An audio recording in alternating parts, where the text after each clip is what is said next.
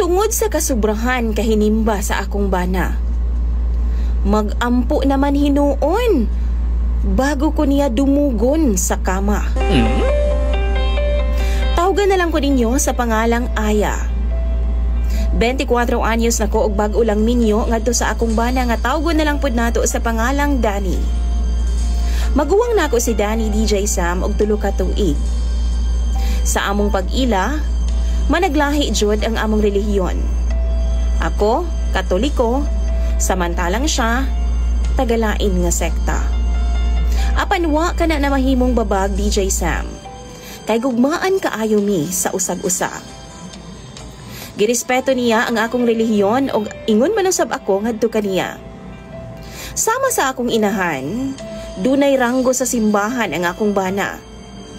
Og usa na sa nagustuhan nako niya DJ Sam, ingon man ang akong pamilya ngadto kaniya kay lagi ganahan kog relihiyoso nga tao DJ Sam. Gusto nako nakasentro jud ang Ginoo sa among pamuyo.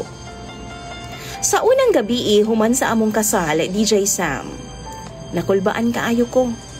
Kay syempre sa ako nang giingon, relihiyoso ang akong bana og first boyfriend nako siya. Ang tinuod ana wa jud ko'y karanasan kaniadto pag-abot sa sex. Maong kulbaan jud kaayo ko og sayod ko nga labaw na pod si Danny. Diyang nanghigda nami sa kama DJ Sam, as in kinunsihal jud kaayo ang iyang tirada. Murag mahadlok pa siya nga manghilam nako. Ako pod mauwaw kaayo ko sa iya ha. Hangtod siguro mga halos usa ka oras nami nagtinutukay, ni anak na jud siya nako nga sugdan na nato kay aron makapahulay tag sayo. Kapoy ba ka ita ganina? Ako tao na uwaw. Na kung pwede lang, mahimo na lang unta akong hotdog sa ref. Gustuhon na lang nako na kaysa naman muharong ko kaniya. Mibarog siya DJ Sam. Abi nako diretso na siyang mupatong nako. Apa na unsa ba? Nga gibira man hinuon ko niya kay manluhod daw ming duha.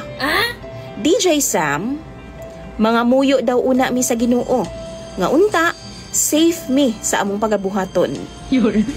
May pagkagagahon ko nga gamay DJ Sam. Maong samtang gaampo siya og nagpiyong ang iyang mga mata, nagsige pod kog agik ikilid niya. Giampo na lang pod nako nga dili unta mubuka ang iyang mata kay aron dili niya makita ang akong gibuhat. Gagagagabay ako nga pagkababay DJ Sam. Naulaw ko sa Ginoo sa among gibuhat DJ Sam. Babay ko, apan gatan-aw pod kog mga sexy na mga movies. Og daga-share pod ang ako mga friends nga mga liberated na pod, pero never kong nakadungog nga mag-ampo daan bago magturja kanay. Pero tungod bag uming kasal, gisunod na ako unsa ang iyahang gusto. Kung unsa ang iyahang balaod, kay lagi, siya man ang padre di pamilya. Og matag higayon nga mag-ana-ana ming duha DJ Sam, nahimo lagi yung regular namo nga mag-ampo una magyera sa kama. Pero DJ Sam, ambot ba? Mura man kog na guilty sa akong gibuhat? I mean, maulaw ko sa Ginoo nga mubuhat mi anang butanga. Tapos apil-apilon pa namo siya. DJ Sam, ambot ba pero dili ko kampante? Unsay tan-aw ninyo ani? Sultian ba ka na ako siya nga dili okay sa ako ang among naandan? Dili ka siya malain ako? Dili ba ka siya mausab nako? Kaysa tinuod lang? Tanan niyang gusto ginasunod baya nako DJ Sam. Gaampo man ko. Pero dili sa ani nga butanga DJ Sam. Bidaw be, sa imong mga followers DJ Sam, hatagi daw ko sa inyong mga panghuna-huna.